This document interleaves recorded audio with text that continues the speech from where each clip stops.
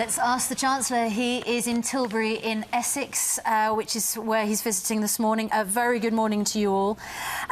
Good morning to you, I'm sorry. But the viewers have been getting in touch, Mr Osborne, this morning, saying no mention of the NHS, and they're so worried about the effect that cuts have been having on health. Sharon says, my huge concern is the cuts that you've made to the police, the ambulance service, NHS, fire and army. They've been cut to the bone.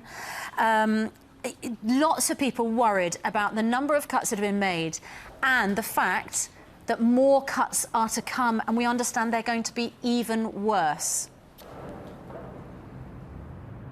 Well, first of all, we have a plan that is growing our economy and creating jobs and raising living standards. Here I am in Tilbury, and Travis Perkins, the company building the depot behind me, are creating 4,000 jobs over the next 4 years. So our economy is growing, and I took action yesterday to help people who work, people who save, people who are going out to buy their first home. And we can only do that because we've taken difficult decisions to deal with the big debts that I inherited from the last government.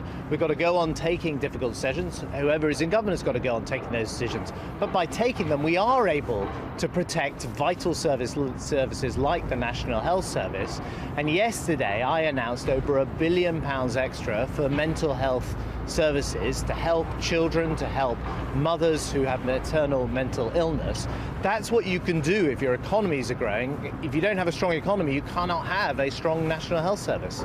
Chancellor, Susanna spoke to the Prime Minister on this programme on Monday, talking about the issues ahead, and one of the things that he focused on was childcare. He's saying it was going to be one of the really important issues for families leading up to the general election. But there was no mention specifically of childcare. We have millions of people at home today watching going, what about us? What about trying to help us with the dealings with our families? Why did you ignore childcare yesterday? Well, we've got plans for tax-free childcare. This is coming in the coming year.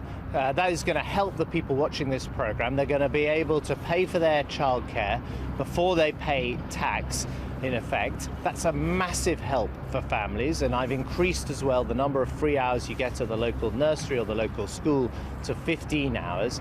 So we've taken action on childcare, and there's more we'll be able to say about childcare in the next few weeks. But again, I come back to the fundamental point, which is unless your economy is growing, unless you're turning your country around, unless you've got your national debt falling as a share of income, you can't afford any of these things. And that ultimately is going to be the choice people face in around 50 days' time, which is, do you want to go back to the chaos, or do you want to work through a plan that's delivering for you?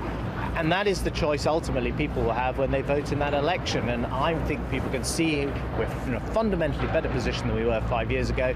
Let's not go back and cost those jobs and hit to living standards that we saw under the last government.